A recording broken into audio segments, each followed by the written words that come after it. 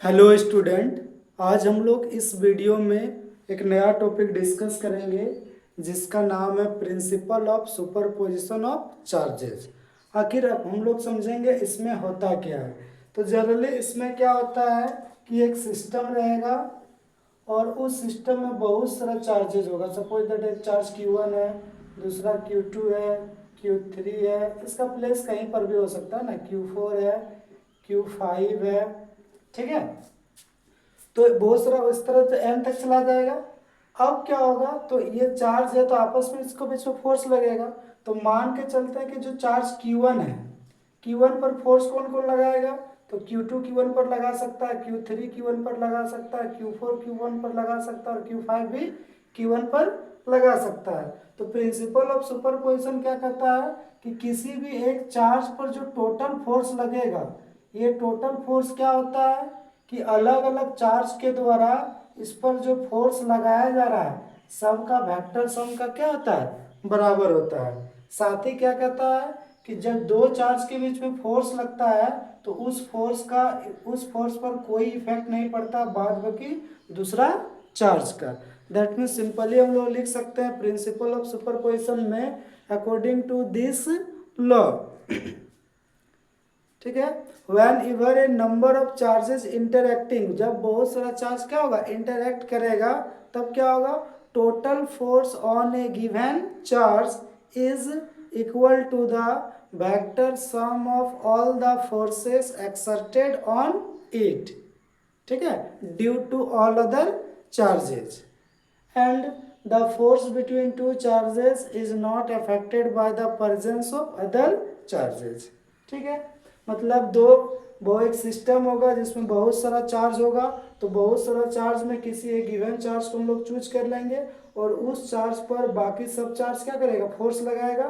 तो इस पर जो टोटल फोर्स होगा सब फोर्स का वेक्टर सम का क्या होता है, बराबर होता है। अब अगर इसको हम लोग मैथमेटिकली रिप्रेजेंट करेंगे तो किस तरह से रिप्रेजेंट कर सकते हैं उसको समझेंगे, क्योंकि इसका मैथमेटिकल फॉर्म का जो कॉन्सेप्ट होगा उसी से हम लोग आगे न्यूमेरिकल सॉल्व करेंगे। तो सबसे पहले हम लोग क्या करते हैं, एक सिस्टम बनाते हैं। सपोज दैट ये मेरा एक्स एक्सिस इधर होगा, इधर मेरा क्या होगा, वाई एक्सिस। ये ओरिजिन क्या है, ओ है।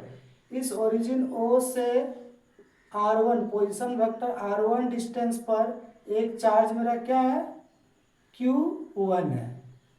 ठीक है, सिमिलरली इस ओरिजिन से पोजीशन वेक्टर कितना R2 पोजीशन वेक्टर पे एक चार्ज मेरा क्या है, Q2 है। सिमिलरली इससे पोजीशन वेक्टर कितना R3 पर एक चार्ज मेरा क्या है, Q3।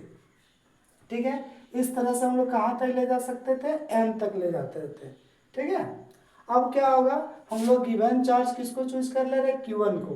तो Q1 पर कौन कौन फोर्स लगा सकता है, तो Q1 पर Q2 फोर्स लगा सकता है और Q3 भी फोर्स लगा सकता है। अब यहाँ पर Q2 मेरा पॉजिटिव है, Q1 भी मेरा पॉजिटिव है, तो Q2 इस पर फोर्स लगाएगा तो ये पॉजिटिव चार्ज इस पॉजिटिव चार्ज को क्या करेगा, रिपेल करेगा। दैट मीन्स फोर्स का डायरेक्शन किधर होगा, इस डायरेक्शन में। सिमिलरली ये भी पॉजिटिव है, ये भी पॉजिटिव है, तो Q3 इस Q1 को क्या करेगा, रिपेल करेगा। दैट मीन्स इसका डायरेक्शन किधर हो जाएगा, इस डायरेक्शन पर। यहाँ पर फोर्स का किस पर लग रहा है, 1 पर लग रहा है, लगा कौन रहा है, 2, तो इस फोर्स को बोलेंगे F12। सिमिलरली फोर्स किस पर लग रहा है, 1 पर, लगा रहा है कौन, 3, तो इस फोर्स को क्या बोलेंगे, F13। तो एक फोर्स आपका y एक्सिस तरफ चला गया, एक फोर्स आपका x एक्सिस तरफ चला गया, तो दोनों का रिजल्टेंट को कौन बताएगा, ये F बताएगा। तो 1 पर लग रहा है तो इसको F1 कर लेते हैं।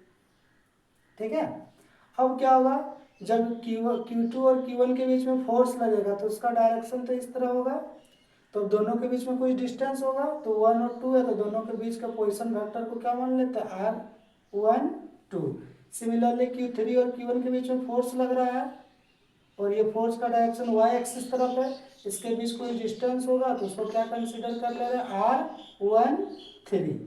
ठीक है, और R12 का डायरेक्शन कौन बताएगा, R12, और R13 का डायरेक्शन कौन बताएगा, R13। तो यहाँ पर इस चार्ज पर जो टोटल फोर्स क्या लग रहा है, तो टोटल फोर्स F1 है और F1 क्या होगा, किसके बराबर होगा, तो दो फोर्स किसका किसका, F12 F13 का वेक्टर सम के बराबर होगा। That means F12 plus F13। ये तो दो चार्ज लिए, अगर n तक जाते तब क्या होता है, तो यहाँ पर क्या हो जाता F14, और इस तरह से कहाँ तक चला जाता F1n तक। ठीक है, अब हम लोग क्या करेंगे, इसको सॉल्व करेंगे। तो अब हम लोग अगर ध्यान से देखते हैं तो हम लोग क्या करेंगे, कूलम्स लॉ से एक बार F12 का वैल्यू निकालेंगे।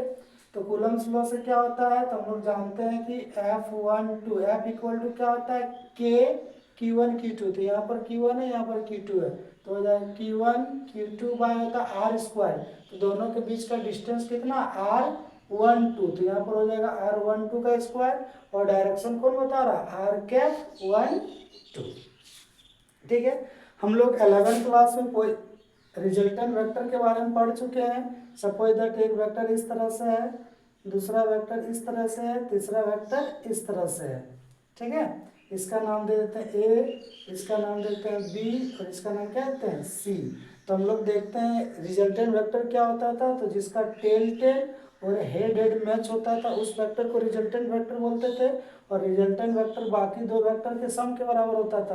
तो इस फिगर में सी रिजल्टेंट वेक्टर हो गया, सी का वैल्यू किसके बराबर होगा, वेक्टर ए प्लस बी के बराबर होगा। ठीक है, तो इसी तरह से अगर हम लोग इस फिगर का कंपैरिजन करेंगे, तो सपोज दैट यहाँ पर ओ है, इस पॉइंट का नाम क्या देते हैं, पी नाम दे देते हैं, इस पॉइंट का नाम दे देते हैं, इसका नाम ए दे देते हैं, इसका नाम बी दे देते हैं। तो अगर फिगर को ध्यान से देखेंगे तो इस तरह से है, यहाँ ओ लिखा है, यहाँ क्या लिखा है पी। एक आपका इस तरह से है, यहाँ पर क्या लिखा है ए, और यहाँ पर क्या है पी, और आपका एक इस तरह से है जहाँ पर ओ और यहाँ पर ए है। ओ और पी के बीच का डिस्टेंस मेरा कितना है, R1 है। ए और पी के बीच का डिस्टेंस मेरा क्या R12 है, और ओ और ए के बीच का डिस्टेंस मेरा क्या R2 है। ठीक है, तो इस फिगर में अगर हम लोग देखेंगे तो इसमें रिजल्टेंट वेक्टर कौन है, तो अगर ध्यान से देखते हैं तो देखो जो ओपी है, ओपी का यहाँ पर टेल टेल और यहाँ पर हेड हेड मैच कर रहा है। दैट मीन्स R1 का R1 हो गया रिजल्टेंट वेक्टर, और जो रिजल्टेंट वेक्टर होता था बाकी दो के सम के बराबर होता था। दैट मीन्स R1 किसके बराबर होगा, R2 प्लस R12 के बराबर होगा। और अगर सिर्फ हमको R12 का वैल्यू चाहिए तो इधर आ जाएगा। That means R12 equal to क्या आ जाएगा, R1, ये प्लस था इधर आ गया तो माइनस हो गया R2, कितना के बराबर हो गया।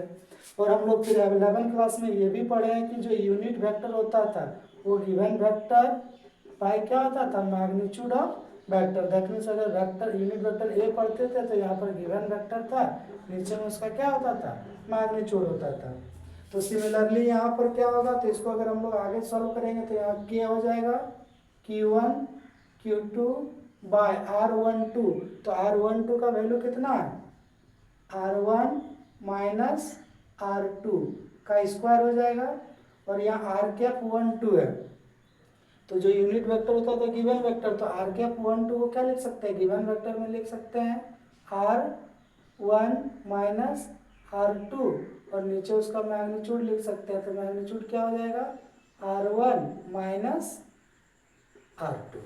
ठीक है, अब इसको आगे सॉल्व कर देंगे तो क्या हो जाएगा, K Q1 Q2, और नीचे यहाँ हो जाएगा R1 माइनस R2, और नीचे क्या यहाँ पर स्क्वायर था और यहाँ पर एक हो गया, तो इसका वैल्यू क्या हो जाएगा, R1 माइनस R2 का पावर क्या हो जाएगा 3, और इधर क्या निकल गया F12। सिमिलरली जब आप F13 निकालेंगे तो यहाँ पर 1 तो कॉमन है, तो यहाँ पर 3 हो जाएगा, यहाँ पर भी 3 हो जाएगा, यहाँ पर भी 3 हो जाएगा। जब आप F14 निकालेंगे तो यहाँ पर क्या हो जाएगा, 4 हो जाएगा, यहाँ पर भी 4 हो जाएगा, यहाँ पर भी क्या हो जाएगा 4 हो जाएगा।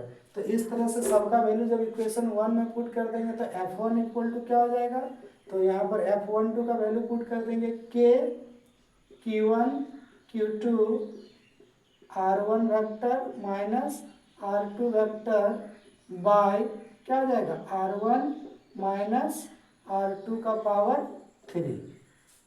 ठीक है, अब अगर F13 का निकालते तब क्या होता है, K पहला चार्ज होता है Q1, दूसरा चार्ज मेरा क्या होता है Q3, दोनों के बीच का डिस्टेंस कितना होता है, तो यहाँ होता है R1 माइनस R3 का पावर हो जाता है 3 और इसका वेक्टर हो जाता है R1 माइनस R3।